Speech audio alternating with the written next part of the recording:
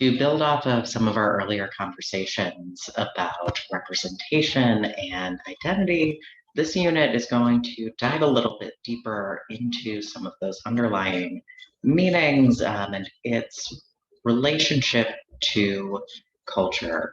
So today we're going to be talking a little bit about ideology and cultural work. So we'll start with defining some terms that are helpful for understanding both of those.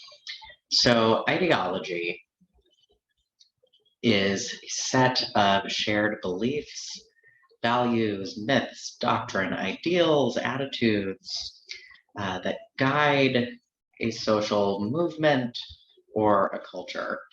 So basically what it boils down to is it is the ideas that inform actions, the ideas that help groups organize themselves, the ideas that we rally around, that we use to inform how we relate to one another and to the world more broadly. Ideology can be a little bit difficult to pinpoint broadly. It helps to look at a specific topic or specific set of ideas rather than trying to define the entire ideology of a culture. It tends to be easier to think about a specific culture's relationship to a specific topic. For example, how Americans think about gender roles or sexuality or something like that, rather than trying to come up with what is an American ideology very broadly. When we're talking about ideology, we can see it at the individual level, but it's important to note that one individual doesn't come up with their own ideology. Ideology is always coming from and created within a shared culture. So no one is kind of their own isolated person. We're always being influenced by the ideas circulating around us. The dominant culture will be a really important concept for this unit. So when I say that, what I am talking about is in contexts, in places where multiple cultures exist in the same space, and one group holds more power than the other groups. So that might be politically, culturally, economically. That is going to be the dominant culture, is the one that is holding more power than the rest of them. So the dominant culture may or may not be the majority. The dominant culture is going to impose its values, language, expectations, and norms onto the other existing cultures. This is also sometimes called mainstream culture. So for an example, if we think back to the Hollywood Diversity Report and think specifically about the culture of Hollywood and the TV industry, which I would say is in part reflective of the US more broadly in terms of how the power structures are set up. So the dominant culture, according to the Hollywood Diversity Report, would be primarily made up of white men, which that would be an example of a dominant culture that is not the majority. Within the country, white men specifically do not make up the majority of the population, but they do hold the majority of the positions of power by a long shot compared to all of the other groups and the various cultures represented within TV and the stories that we see on screen, as well as the ones that are not getting there. Because white men hold the power in Hollywood, those executive positions, those producer positions, a lot of the writer positions, they end up imposing their own values, language, expectations, and norms onto the industry as a whole, regardless of who else is working with them. So the dominant ideology, combining the two of those ideas, the dominant ideology is going to be the ideas that guide and inform the actions of the dominant culture. So those values, myths, stories, attitudes, ideas that dominant culture is organized around. So part of the reason that it can be difficult sometimes to identify things that are part of the dominant culture or part of the dominant ideology is this idea called hegemony. And hegemony is the various processes by which the dominant culture maintains, legitimizes, and formalizes its position of power within a society. So keeping that power, legitimizing it, meaning making it seem like the natural and correct way for things to be, sometimes making it seem like that is the only way that things could be set up or organized.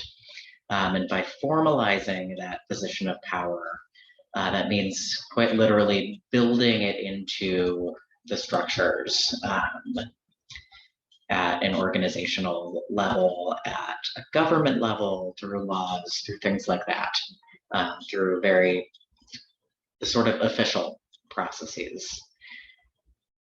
Cultural hegemony is kind of a subset of that idea. That is a type of hegemony where the dominant culture maintains its power primarily through ideological and cultural means. So rather than having it be the official rule, it's more set up through the ideas presented and the way that norms in the culture end up influenced. So within cultural hegemony, the social and cultural institutions are designed to allow those in power to strongly influence the values, norms, ideas, expectations, worldview, and behavior of the rest of society. And again, because it is framed as legitimate and natural and the way things, quote unquote, should be, it can be a little bit hard to see. But an example that I can think of cultural hegemony, if we're thinking still through the lens of the TV industry, a particularly simple example would be that all of the broadcast programming that goes out to the entire country is in English, which reads as very normal and natural to us as viewers. However, according to the last census anyway, there are over 350 languages spoken in the United States. English is not the official language of the country. Officially, the country doesn't have an official language. But all of our entertainment comes to us in English, which kind of makes that both the norm, it makes it seem like it's the natural way of things because it's the only language that we're getting. And it makes it difficult to participate in the media or to be able to enjoy it without going along with that norm and accepting it as just the way that things are.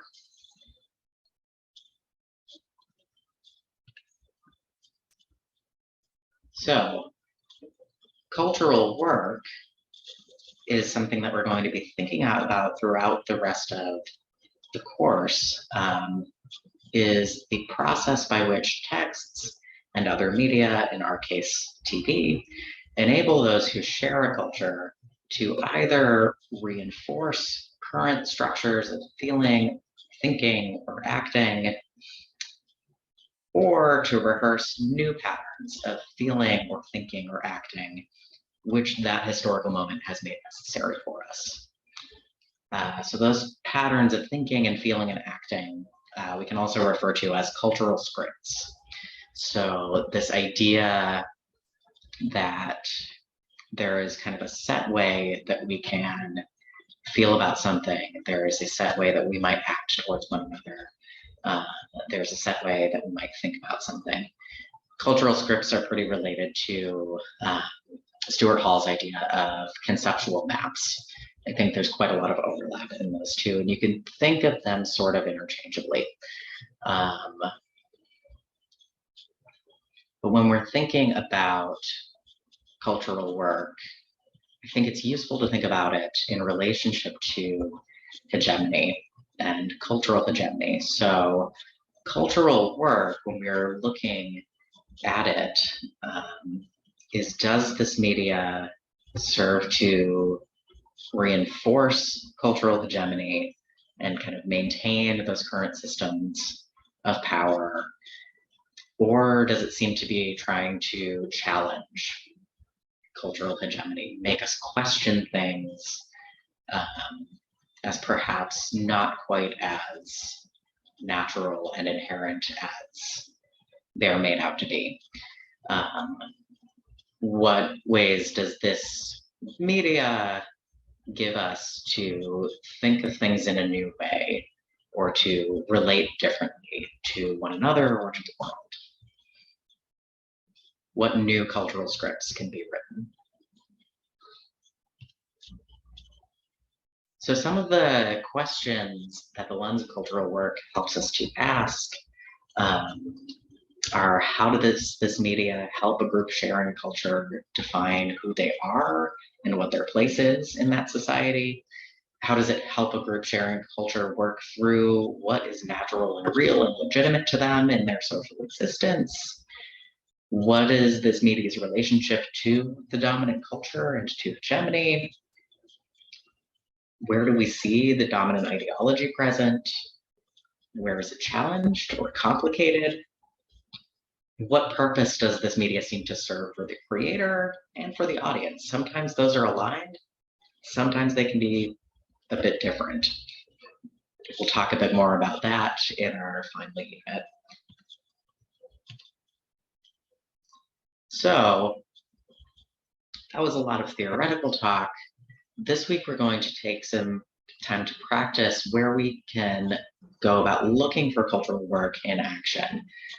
So one of the places where this is particularly evident, especially in groups defining who they are and what their values are and how they want to exist in the world, is in looking at documents laying out the purpose of a cultural organization.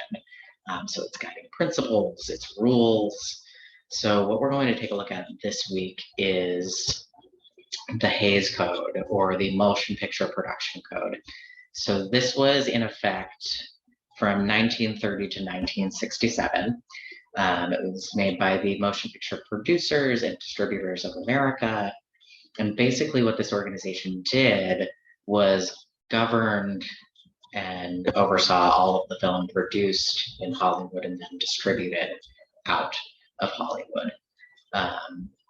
Every screenplay had to pass through the Motion Picture Producers and Distributors of America before it could be actually filmed and put together and then distributed to a wider public.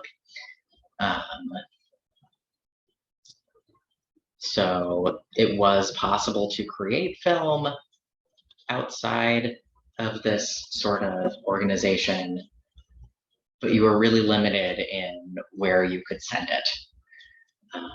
This was basically the way into Hollywood.